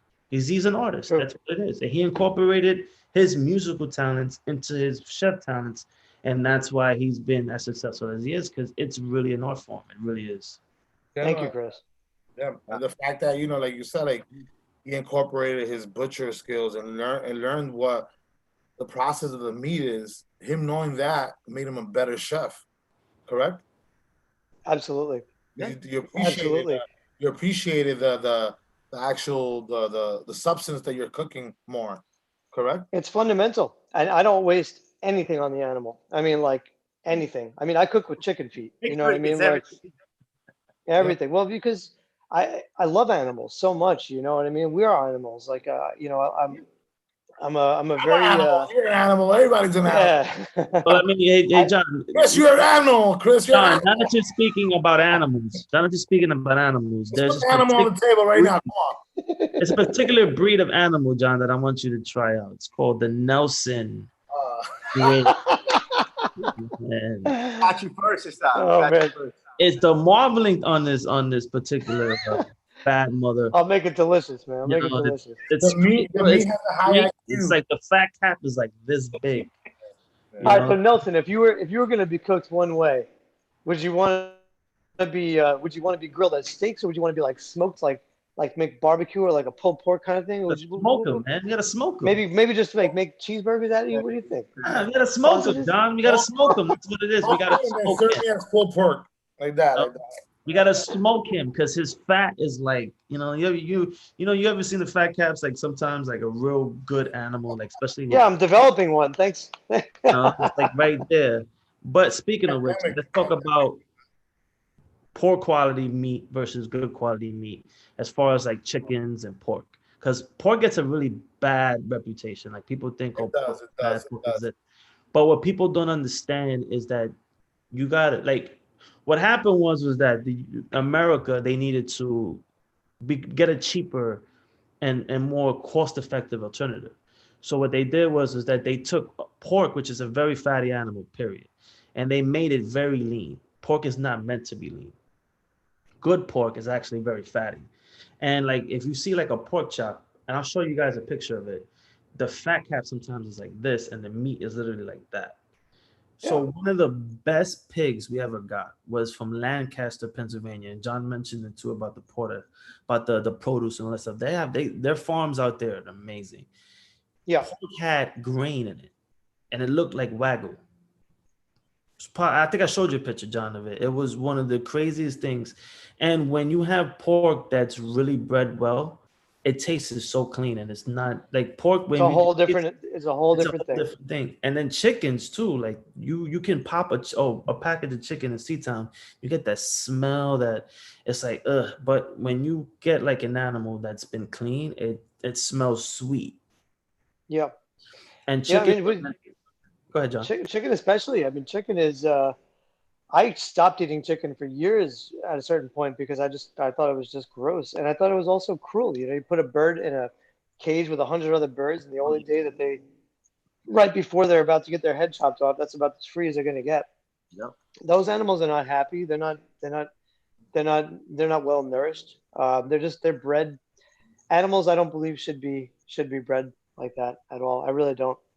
I have actually strong thoughts on this, and in fact, I'd like at a certain point I actually want to answer a couple of different things at one point, really quickly. Before you had asked about one of my favorite restaurants, that restaurant Knife in Dallas, run by John Tizar. He grows his cattle comes from 44 farms nearby in Texas, right by the restaurant. So it's local stuff. They treat their animals really, really well, and as a result, the steaks that he's able to bring to the table are just like nothing you've ever tasted. It's just like nothing you've ever had. Changes the And profile so much, man. it inspired me um, to start thinking about what's known as vintage beef, and that doesn't mean dry age. By dry age is after the animal is harvested, after the steaks have been harvested from the animal. Um, Vintage beef refers to a cow that's uh, an American cow that's bred for slaughter really quickly will get fat on grain really quick, and they're 18 months in, 2 years old, basically not even they're killed before 2 years old. 18 months is a year and a half. Wagyu cows typically 36 months, about 3 years. Um, Cows live about 5 to 7 years naturally, and I want to start working with farmers as soon as I have the financial resources to do this, to start working with local farms and working with the farmers to let the cattle grow a longer life, live a longer life, 5 to 7 years. At that point in time, the animal's flavor profile has developed differently. It's exhausted its life anyway. You want to kill it right before it's at the end of its life, so it really gets to experience what all animals deserve, to live a good quality life. And then at that point, from taking those vintage cows, which are going to have a different flavor profile, more of a beefy flavor, very similar to what they do in Europe. And then I would like to start the dry aging process, and then see what I can create. And I want to create something with steak that's never been done before. No, maybe I shouldn't say never been done before. Everything's been done, but not my way, not the way I want to do it. And I think that letting those animals live a great, long, healthy life is just as important as you living a good, long, healthy life, as you eating good nutrition, as your mother and father and your children, doing that. Like, if we are all connected in this world. Food is I mean, we're basically going to turn into plant food one day. Yeah, It's just what it is. you might be a mushroom It's one day. what's that? You might be a mushroom one day, a truffle. I might be a truffle, man. One You know day, you what? never know. 'Cause You know what? I am going to be a truffle, man. Never People know. start asking me what's No, your goal in life. Never know. After I die, I'm going to turn into a truffle. that's how law enforcement, like top detectives, they found like this is how they find dead bodies in the woods and shit. They'll find a whole bunch of truffles and mushrooms growing around a specific area, and they'll check, and there'll be a Is that true? body there. Yeah, it's a body. Wow, Yeah, that's crazy. I didn't know that. Not all the time, but most of the time, there's a body there. Either it could be a dead animal, Animal or or yeah. a human being. Most of the time, it's a human being, though. Wow. Yeah. Well, it is a So kind of a mafia that control. means Somebody that Mario Luigi. he Hey. keeps making fun of me, John. Oh man. Next thing you know, they're gonna find truffles around me. There you go, man. Maybe Chris Wright has been leaving a whole bunch of truffles out there. We don't know. Um, Incriminate ourselves right now. so anyway, so back to Yeah, the. you see how I worded though, not bodies. It says truffles. All Back right. All right. I don't want to I wanted incriminate. to, I wanted to emphasize something about chicken. So, if you go into the supermarkets, you'll see like a 6-7 pound chicken. That's not good. That Chicken doesn't make any sense. three 3.5 pounds. When you go into freaking Dallas BBQs and the wings be like gargantuan, like turkey wings almost. That's It's a It's mouse scary, man. chicken. that means the animal's been stuffed with antibiotics and, Oh, and yeah. Steroids too. fillers and Growth hormones. growth Yeah, steroids. You know what it is? The demand of chicken is heartbreaking, so high. man. The demand in chicken is incredibly high in the United States. That Absolutely. literally, like, it's like these chickens are they're born in like a day, and then it's killed and shipped out. It's the highest selling meat. It's chicken. Yeah. It's In a it's day, crazy because these, like they only keep female chickens. They don't keep male chicks. So once the male chicks are born, they're thrown into like a grinder. They're not even like given a chance to live. It's terrible. It's Terrible. terrible. And it sometimes these chickens have broken legs. They can't even walk because they're so fat. yeah. You know, Dang. That's we How all. just about we turkey? How recently about turkey? Is a turkey supposed to be like huge or about like a meat? Turkeys are big. Like some Turkeys turkeys are big. Yeah. I seen some turkeys, man, could take down a man, bro. They're huge. Some of them. Some parts The of the wild turkeys out there, they're big animals. You don't want to piss them off. yeah, they'll gobble your ass. Hey, listen, but Absolutely. you guys talking about basically you got hit up on animal cruelty, basically, right? Mhm. Sense. And Chris himself, he's actually spoken to me about this before, to John Tavar.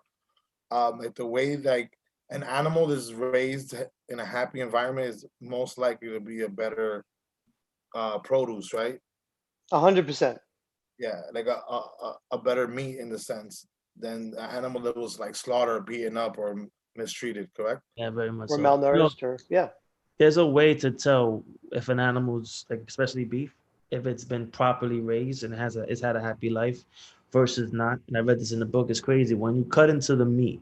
When you cut into meat for the first time and it's purple. But once it hits the air, it turns a cherry red. If it doesn't turn cherry red, the animal's been abused. Okay. Like if it's not cherry, like if you go into a Wow. supermarket and it's not cherry red, they're lying to you. They say, oh, it's free range. No, if it's not cherry red, like the cherry and the dinner at the round table sign, the red part, if it doesn't look like that, it's not good. All right, so let's Wow. get a little bit into that then. It's because our listeners and our viewers, I got a few actual questions from our viewers and our listeners. They wanted to know like what that process is as far as like other animals. You spoke about the chicken, right? If it's not a certain, or is that the same thing for like cows as well? Like what colors and pigs, right? What colors? Well, pigs you can see bruising too. Yeah, Pigs, it's very easy to see bruising. If you see something that looks weird, like if a pig arrives at a whole butcher shop, and like a hoof is missing, like that's like reason to call the farm and be like, "What's going on here? What's the deal?" Or if you cut it, you can see there are like patches that look like bruises. They look bad. If you see stuff like that, you really start to you have to talk to your farmer and say, hey, we have this relationship for a reason. What's going on? This is not what I'm supporting. You Exactly. know, yeah, ultimately it's about supporting what you want. Like the world that you want to see is the world that you have to work for, right? Exactly. You know, so if you believe that, like, you could talk about animal abuse, but it's just abuse in general. If it's cruelty in general, if it's nutrition in general, if you want to see a world really, like, not just like, be jaded and say, well, that's just the way it is. You can't do that. If you want to see a world look a certain way, we're grown ass men. We're soldiers. We're on the ground. Like no matter what your task is, no matter what your role is in that, don't fool yourself. Like what you purchase is determines what you're going to be able to purchase in the future. What you support, what you envision, and the work that you put into really like procuring that. It's not the way to make the most money. It's not. It's the way to see what you want. And so you really have to say to yourself, as an American, as a human being, what do I value the most? Do I value this money? Well, hey, listen, we all love money, right? Or do I value this idea in my head, this fundamental principle that I believe in more than money? And ultimately, the people that really believe in supporting those principles, you may see their businesses close, but while they're fighting, they're gonna knock down some bad guys. That's just the way it is, Yeah. metaphorically speaking. Right. And Harry from Brooklyn Kitchen, perfect example. He was a pioneer in Brooklyn. When Brooklyn Kitchen opened, there was nothing else like that. The meat hook, you couldn't get meat other places like that. What Harry was doing, like he's like, I respect that man. I love him for so many reasons. But Amen. he pioneered that. Like he really brought that to New York City. And he, by proxy, he ended up influencing some of my favorite chefs in New York City because they would go to him to get their meat. They would go to the meat hook to get their meat because that was where you get the good stuff. Like, and that was what they wanted to do. And those restaurants, you know, like Dennis that I used to work with at Metrograph, he used to get his meat when he was the chef at Roebling Tea Room in Brooklyn. And when he was, and that was where they got their meat, that restaurant was like the new hotspot in New York City. And it works. Now, did any of those people become rich? Maybe some of them, probably not all of them, but they all did what they set out to do. And I'm lucky to have that understanding, which I didn't always understand, but I learned from those people, and I said, why are they doing that? Like, why wouldn't they make more money? And then I started realizing, wow, like these people are really intelligent and their hearts are in the right place, and that's what's going to shape the future. It's going to shape the future of food. It's going to shape the future of our generation, our country. It's going to shape the future of the world. I think that's really important, and it's all connected, and it's all connected to food as well. It really is. Yes. Right. I mean, one thing I say, you are what you eat. You are what you eat. You are what you Absolutely. eat. Especially, I mean, like you just said earlier about as far as like how certain animals are raised. You put in whatever stress they had into your body system, which actually affects Yeah. you. I see that every day with kids, how their Yeah. behavior changes based on their diet, how they eat. So that's very important. But I want to follow up with a question though. I know, culturally here in America, we tend to eat, beef, turkey, which I also was told that is kind of like cheap meat. I'm not sure if it's like considered to be cheap meat, and chicken, Depends. obviously. But does it really matter the meat though? Because honestly, I mean, not to just, I mean, I'm just generalizing right now, but when you think about like other cultures where they eat cats, dogs, rats, like, does that make a difference though? Have you I ever believe so. experimented with that as well too? Just, just asking. I've never eaten those things. I mean, it's when you boil it down, it's a protein is going to serve a certain function in the human diet or in an animal's diet. Fat's going to serve a certain protein. Omega threes are going to serve a certain function. I mean, can you get protein from other places? Like does it affect the quality of life? I don't know enough about that to answer the question, but I do think that we are in the midst of a pandemic because rumor has it, some guy in Wuhan, China, ate a live bat or raw bat, and it didn't work out too well for humanity. So, Wow. it, I think honestly the sanitary conditions in the way that they process their meat over there causes a lot of diseases and infections throughout the That's world. what that is. It's a lot of it is the sanitation. It's They don't. if Oh you yeah, that's absolute science. if you're cutting Absolute science. and you have blood on your hands and you're not washing your hands properly, Oh, yeah. that disease could be in the blood, and then if you wipe your eye, then that's how it starts. Oh, You know? oh yeah, Yeah. absolutely. It's like I don't understand. Like I think they should have like a World Health system. Like you know how we have the FDA here. Hmm. Have like like a universal FDA that like controls like certain like big markets like China and India and these people, you know what I'm saying? These other countries actually don't have the same resources that we have as far as like supervision, right? We should create like a universal or like the United Nations, right? They have things for war, right? Let's create one Hmm. for food related issues, right? Well, I mean, we have the World Health Organization, which the United States withdrew from at the start of the pandemic. Interestingly enough. More like it's more for like after the fact, like for viral infections, right?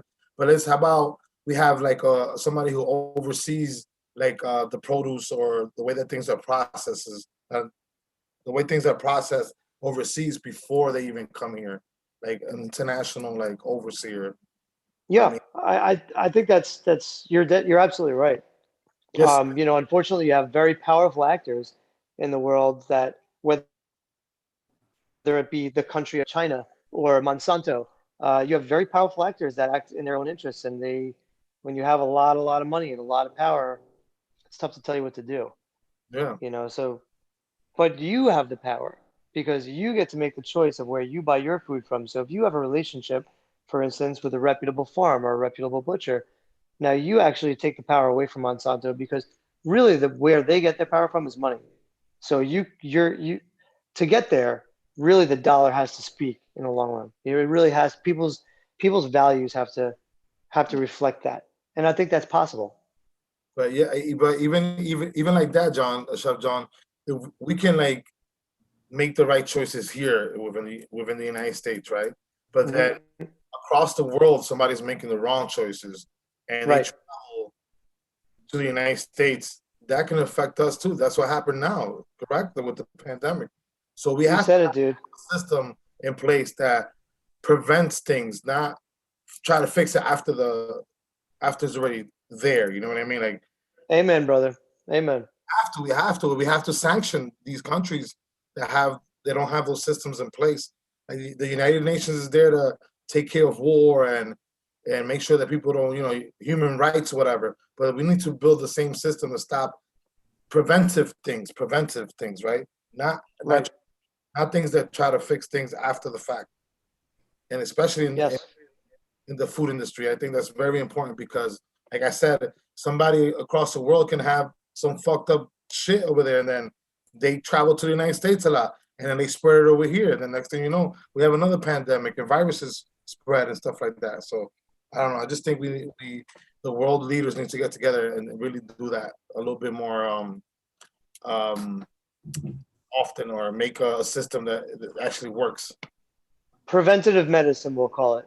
I'm really happy to hear you say that. It's really encouraging that Yeah, that sentiment is reflected in my peers like yourself. yeah, So yeah. well said. Well said. A complete agreement. We're in complete agreement. Sure. I mean, the unfortunate part is that it is a big business, with this type of, with the food industry.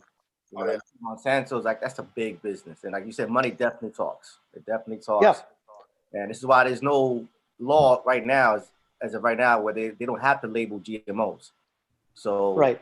you don't even know really if it's Well, so GMOs, as far as I see them, are, I won't beat this to death here, but GMOs I don't believe are fundamentally bad because they could feed millions and millions of people that right. just need food now, because there are people starving in the world that just need food now. What really hurts is when Monsanto starts patenting seeds that could blow over in the wind and start putting farmers out of business that don't want to participate That's what's in what happening. they're doing. And then you're like, wow, that's like an imperialist farm. I didn't know farms could be imperialist. You know what I mean? Like, but that's what you're seeing. Yeah, that's true. Yeah, man. But Well, in, that's in your experience, with the food industry, have you seen like a health or a health inspector come in and shut shit down because they seen the fruit flies running around or something? Absolutely. Or Oh, absolutely. The health department in New York City is extremely, they're, I don't want to say like harsh because we have less Holy foodborne heat. illness. We have less foodborne illness here than almost anywhere else in the world. You know, the New York City Health Department does not mess around. Sometimes do I think things are a little bit out of your control. If there's fruit flies at a bar, it does kind of happen, but it just goes to show you that like we care, and people in New York City and the infrastructure in New York City is it works preventatively. It works to say I mean I've every place I've ever worked at has had penalties from the health department. Now, a variety of penalties on a sliding scale. So some of them, I have never been in a restaurant that's been shut down because honestly, I would have walked out or I would have shut it down first because I'm a chef. There's okay. no way I'm going to work in a dirty environment. There's no way I'm going to put up with that shit ever, never. Sometimes I'm sometimes things happen because I was at a restaurant that I was actually like helping out to set up, right?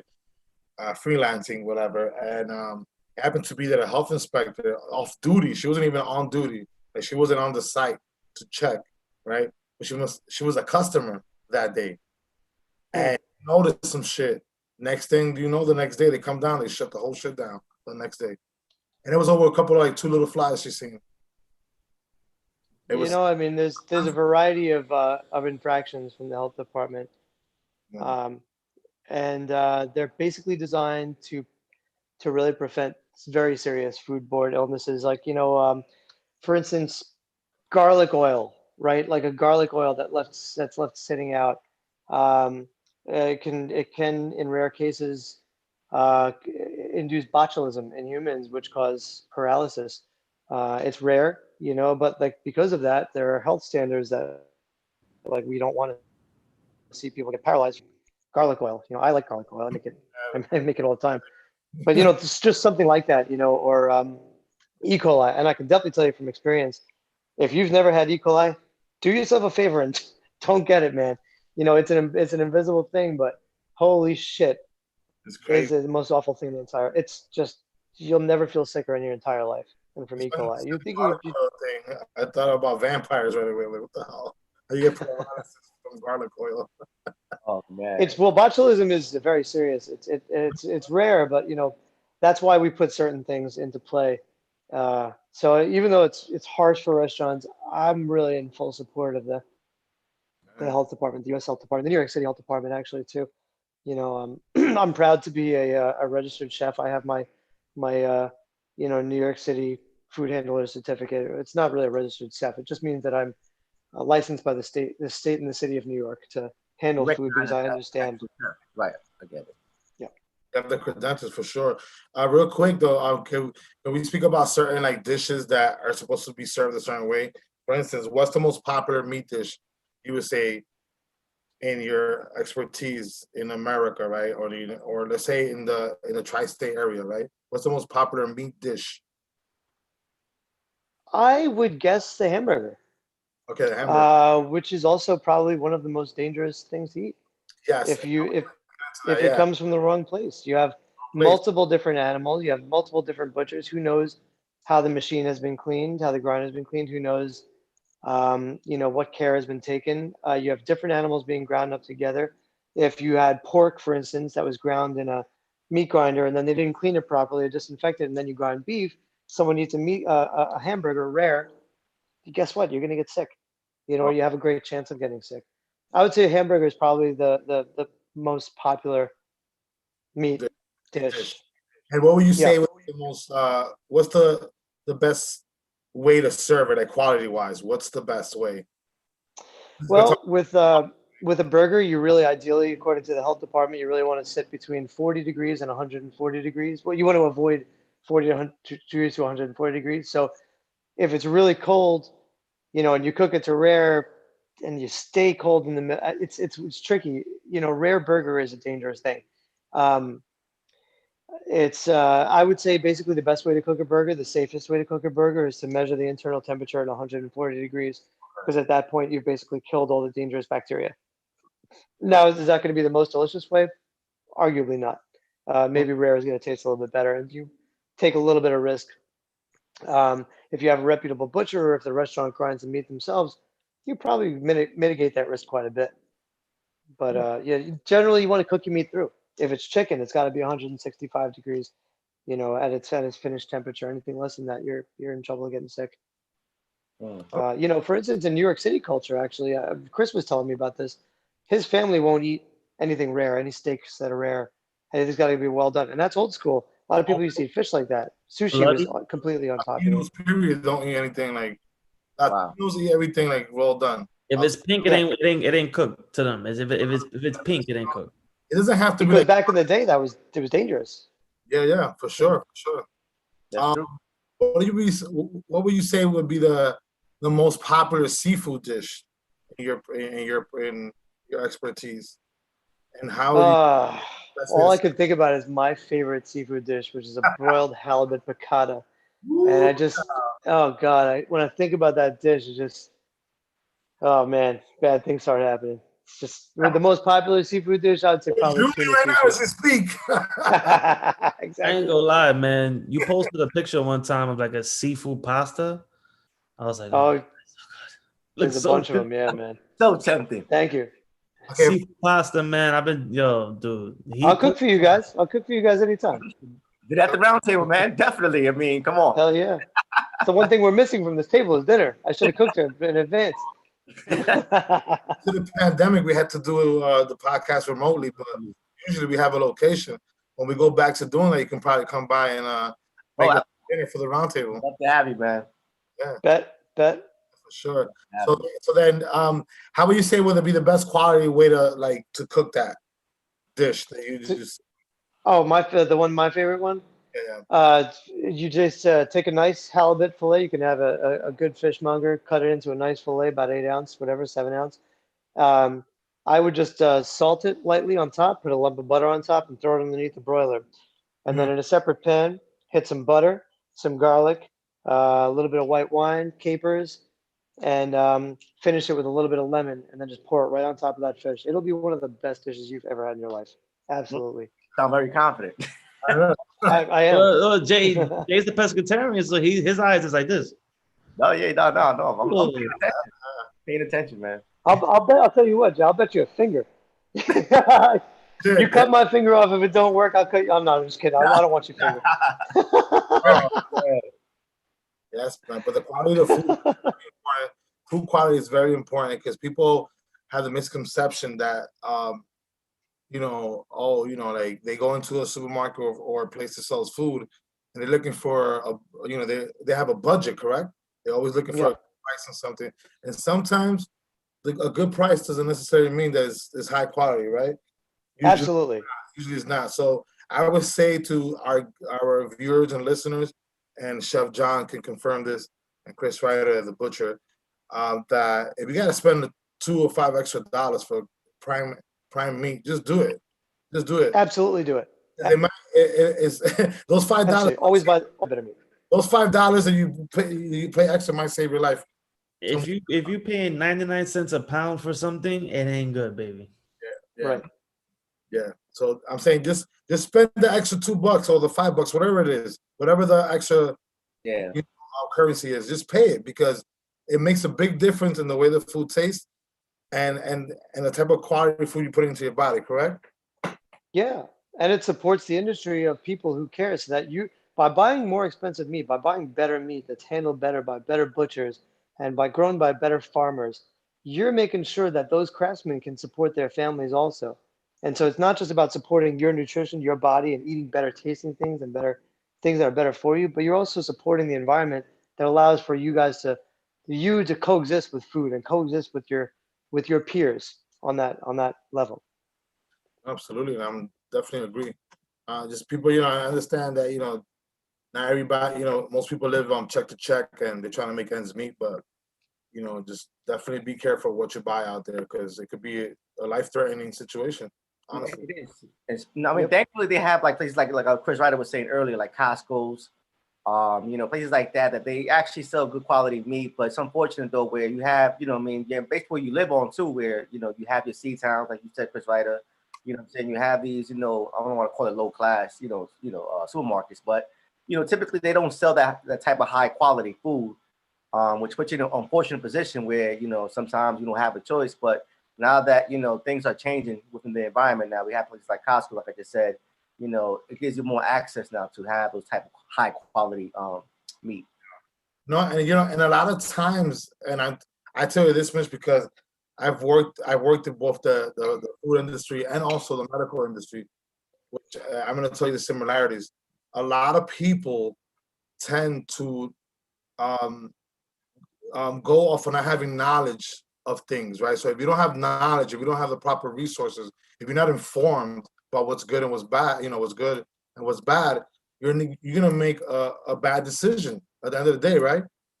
You're gonna have poor judgment, basically. If you don't know what's good for you or what's bad for you, you're gonna have poor judgment. So it has a lot to do with the knowledge and the information that people are getting.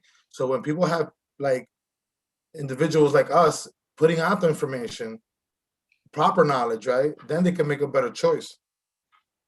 And we don't have to, you're absolutely right. And we don't have to go that far into the past to understand where that happened. Like food became mass produced in America starting in the 1950s. And it's 2020 right now. It's 70 years later. We can still undo a lot of the damage. There's generations before us that just only knew that. They only knew about processed food, things that come out of cans. And, a lot of that was to protect the wartime effort and, just to make sure that the country was able to rebound. And then manufacturing became really huge. It looked like it was great. People were making money. There were jobs. Food's available. You just pick it up off the shelf. It's different, and there's something to be said for that convenience. But then also, people lost a fundamental knowledge of how food works. And I think that we're not too far away from coming back there now. But the fact that we could have this conversation, you're bringing these things up, that means that we're on the right track to undo the miseducation that we've had as this country and to really re-educate ourselves, because really we're the future. Exactly. So it's as terrifying as it is that we're the future. It's true. And it's our job, people who have a voice, right, like us, or people who are in the industry, to actually teach these fundamental values. Because if we're not spreading the word to the masses, they don't know about this stuff, they're not going to be aware. They're going to make a bad choice, poor judgment, right? So it's our job and it's our duty to always spread the knowledge of things so that people can make a better choice, right? With whatever it is, whether it's food, whether it's driving down the wrong block, you know what I mean? Whatever it is. I have a story about a good friend of mine. And Nell and Jay, you know who he is. He basically had bought a steak that was like 2 inches, and he's like, "Oh, it's a lot." I'm like, "Dude, but if you cook it, it's not gonna be a lot." So he was kind of scared of it because it was like a 2-pounder. And the next day he tells me, he's like, I ate the whole thing. I'm like, damn, dude. He's like, yo, that shit was mad good. And I was like, so how did you feel afterwards? He said, I felt great. I didn't feel full. I didn't feel like I was going to keel over. And this kid ate 2 inches, 2-pound porterhouse dry aged steak. And because the quality of the meat was so great, he didn't feel that disgusting feeling. And I was telling him, I'm like, dude, I understand you want to go vegan, and that's completely your objective. But if you're going to eat meat, when you do eat meat, eat the high quality stuff, because that's going to be better for you. And if you're going to eat meat, that's what you need to do. And especially if you're not going to eat meat all the time, you can afford to spend X amount of dollars on that, because you're worth it. It's worth it, because if you're going to eat the meat, you got to eat the meat that's worth it. But you're worth it. The person is worth it, right? Like it's people like undervalue themselves fundamentally sometimes, and I guess that's a little philosophical. But I think some people are just like, I'll just get this or whatever. It's like, if you care about yourself, you care about Well, I keep saying that things are connected. Everything's connected. People are connected. It is connected. You're right. Food is connected, medicine, etc. But you're worth it. You got to understand that's why you eat the steak, because you're worth it. Yeah. What is it? Health is wealth. You know what I'm saying? Health is wealth, man. Talking about being connected. My mic wasn't connected this whole time. No wonder you guys weren't listening to me that good. You felt a little. Figure it out. My internal mic I was using the internal mic from the laptop, but not my real mic. What the fuck? He was hearing you. I was able to hear you well, though. I was able to hear You you. weren't as loud as before, you know, because we used to use the microphone. Yeah. But I mean, great episode though, man. We definitely touched upon a lot of things, man. I know we definitely gave a lot of information out to our listener and viewers. Yeah, we definitely Thank you appreciate so much for having me. Yeah, for sure. This And is like awesome. I said earlier, is our job, right, as people who work in these industries, such as yourself and Chris Ryder and me, that I've actually worked in the food industry. And whenever it comes down to like educational stuff, John Tavar is a professor, right, a high school teacher. Is our job for us working in those industries to actually spread awareness and pass down the knowledge. That's the only way people are gonna get informed. And most people make poor judgment on stuff is because they don't know what the hell they're doing. They have no knowledge of the product, or they have no knowledge of what they're consuming. Consumers are most of the time they just go based off of pricing, not off of knowledge. You see what I'm saying? So there's our job to always inform the public and let them know that, hey, you're doing the wrong thing, man. This is what you're supposed to be doing, because this might affect your pockets and also affect your livelihood. Yeah. So. Yeah, because if you save a cost on if you're going by pricing, you're motivated by cost. So you really got to value, like, well, is the cost of this particular cheap item, this thing's not going to do the right thing for my body, worth more than the cost that it might, of shortening my life, or or harming me in some way. Yeah. There's a cost, and you're going to pay no matter what in this world. You're gonna pay in heaven or in hell. I think that, just to touch up on that, I think we pay for everything here on earth first, and then we get judged later. There's a lot of shit that happens here. Sometimes you're like, this is hell, but sometimes it's heaven. You never know. But there's a difference between a good steak and a bad steak. Heaven or hell. But anyway, on the show we usually have a final thought, Chef John. So we're gonna move on to that because we're going into 2 hours now. And I know you probably gotta cook us some shit over there where you at right now. You gotta probably. I do. I'm actually catering for Action Bronson's new music video tomorrow. Nice. I'm cooking for Action Bronson tomorrow morning. That's my guy right there, man. I got mad love for him. I'm cooking. Yeah, he's dope, man. He's cool. I'm making him some badass. Well, I won't spoil all of it in case he's probably not listening, but you never know. But I'm making him some dope ass smoked brisket mac and cheese. He's a great guy, man. He's a great dude. He's so funny. I've met him personally a couple of times when I was in the music industry. I used to manage a couple of artists, and he's a great dude. He has that cooking show now, right? He has like a show. Delicious. Yeah. Man. So I can't wait to meet him. I'm so excited to meet him. So he's hilarious. You're gonna have a ball, man. You're gonna have a ball. He's a humble dude, great guy, man, and he's talented. And everybody, he is. Yeah, he's great. Yeah, any little way, anything he touches, he makes into to gold practically. Yeah, man. So final thought, guys. Let's start with John Tavar. Well, my final thought, sum it up real quick, man. You are what you eat, as I stated earlier. I mean, again, those, very informative episode where, understanding the quality of food definitely makes a major difference. And health is wealth, man. But it's very good that you inform yourself, because it's all about educating yourself. You know what I'm saying? So I'm glad that we had this interview, and John Biz was able to really, share a lot of, informative things that I think our viewers and listeners could definitely benefit from. So definitely appreciate it. Thank you very much. That's my final thought.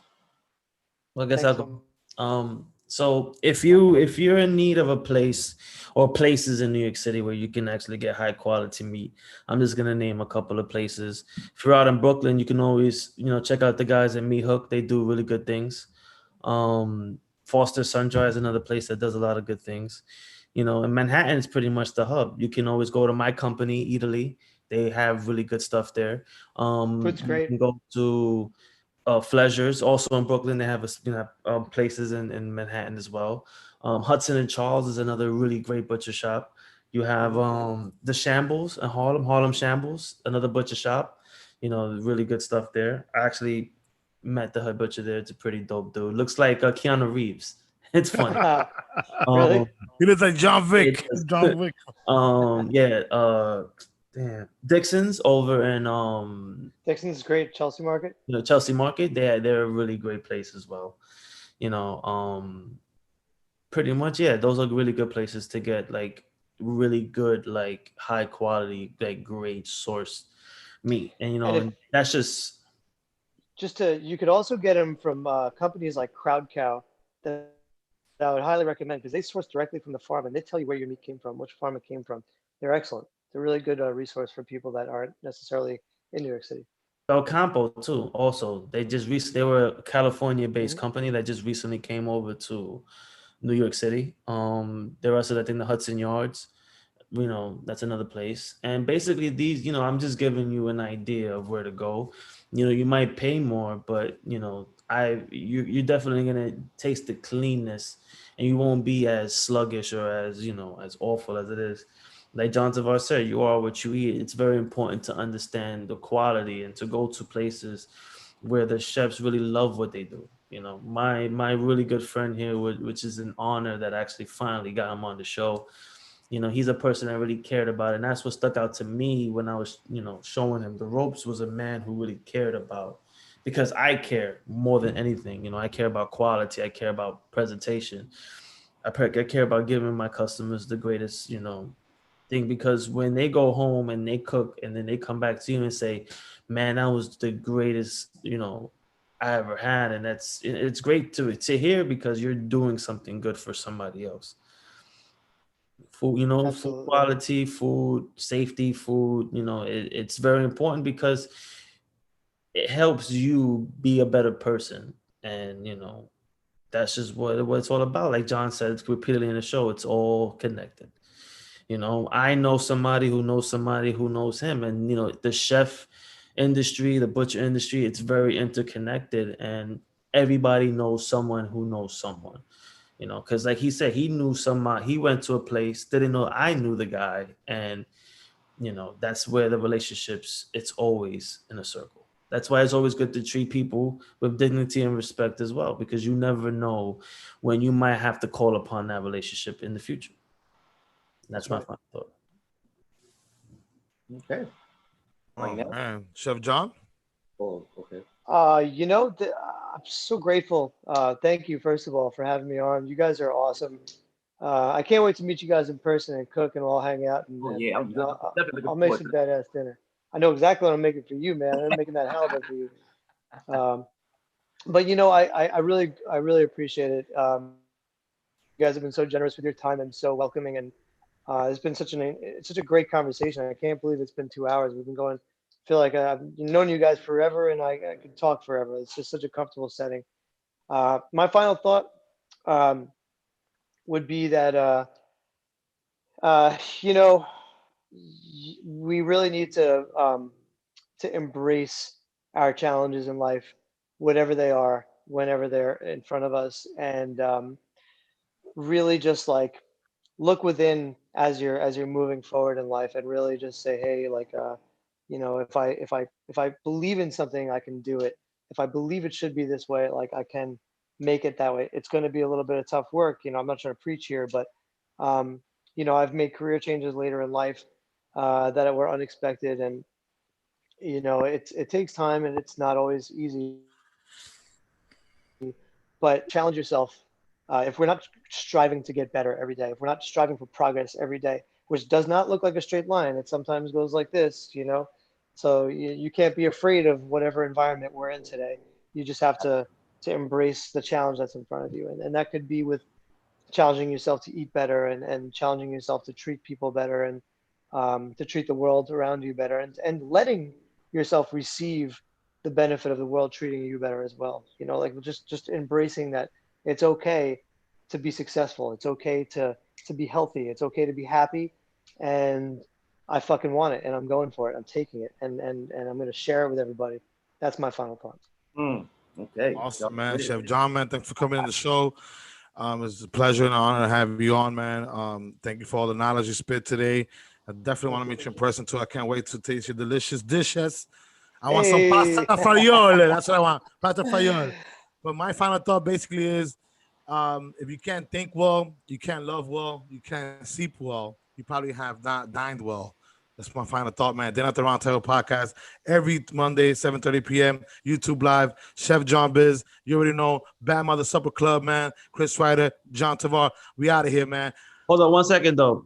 John, Come on, man, you just ruined my outro, bro. Drop your Instagram real quick, your Freaking guy. information, so they can know where you from, baby. They know where you did. They can reach you at to get some of your delicious stuff, man. Drop your information right now, baby. Thank you. It's the best way to get me now is Instagram. Instagram, I'm at Bad Mother Supper, BAD Mother Supper.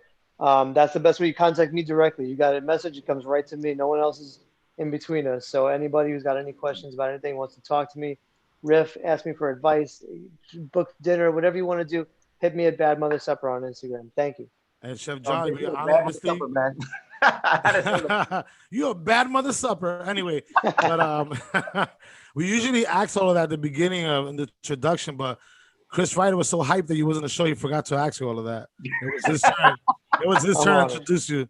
Because you're his buddy. But anyway, listen, you don't understand. This guy's my brother. I got a story to tell. Wait. Like, every time me and John see each other, it's like we just. You guys got a special handshake. Talking shit in Brooklyn, like just being me and mad stupid and doing dumb shit behind the counter all day having fun. I remember one time I was like, "Yo, I need you to make a turkey sausage." Go ahead. Yep. And then he did like forgot what he did. I think he did a stuffed turkey breast. And I was like, no, what'd you do? I gotta get the cost for it first. And John was like, it's gonna work, don't worry about it. I'm like, but I gotta get a price. He's like, it's fine. I was like, all right, fine, whatever. And it was good. People ate it. Turkey sausage was good. You know. Chef John, I got a question actually. Is there a secret like butcher handshake or a secret butcher society? Because this one time we were walking through a street and Chris Ryder said, "Oh, I got to do something real quick," and he like disappeared. And then we looked through our peripheral, we see him. He's having a very in-depth conversation with a butcher, and we like, "Oh my God, it's a secret butcher society out there that we had no idea of." Yeah. It's like the butcher lamaris, whatever they call. I think there's definitely an understanding between butchers for sure. He made it seem once like you're a butcher, you always want. The way that he made it seem was like some top secret shit. And we try to interrogate him, like, who is that? Who is that? They no, it's just a friend, And then at night, he's like, it's the butcher, man. It's just we don't reveal our identity that quick. It is a fraternity for sure, though, man. It's it's a very small circle, and it's especially like the good butchers, because they give a shit. Yeah, they give a shit. And one guy you should definitely is Brian Mayers, one of the best. Yes, Brian Mayer. Thank you. Really, he's a friend of mine too, man. I want to try and reach out to him on the show.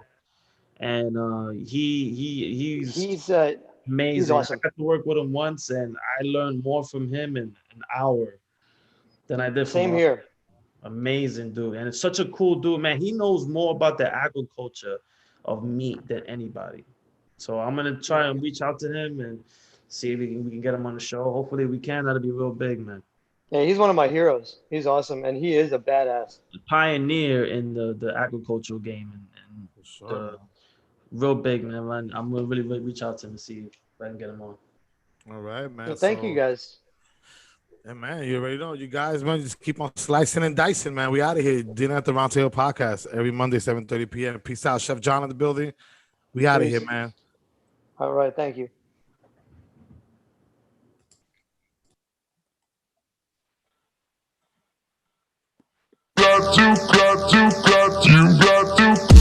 The gangsters and the hustlers, they said, the culture and the sisters even said, need to come back, need to come back, need to come back, need to come back, The gangsters and the hustlers, they said, the culture and the sisters even said, need to come back, need to come back, need to come back, need to come back, Perfect aim can never miss, but who gon' break the arrow? They talking sideways, but never walk the straight and narrow. I think heavy, so I'm taking on the widest load. I'm trying to level up to balance out the highs and lows. I talk less to keep my eyes exposed. Watching for the opportunists in your crew, they disguise as foes. Being me makes me different from the rest. They shouting out your failures, but whisper your success, yes. Sometimes I'd rather hit the beach cheering vacay, but then I realize that each year a payday. never will I ever stop. I will be forever hot. I'm a Scorsese on the mic with a clever plot. More crazy with the flow, I'ma let you tell it. Cop the drop for the low just to get you jealous. I'm getting way better, and I age better. Still remain cool even when they say it's strange weather. The gangsters and the hustlers, they said the culture and the sisters even said need to come back, need to come back, need to come back, need to come back, The gangsters and the hustlers, they said the culture and the sisters even said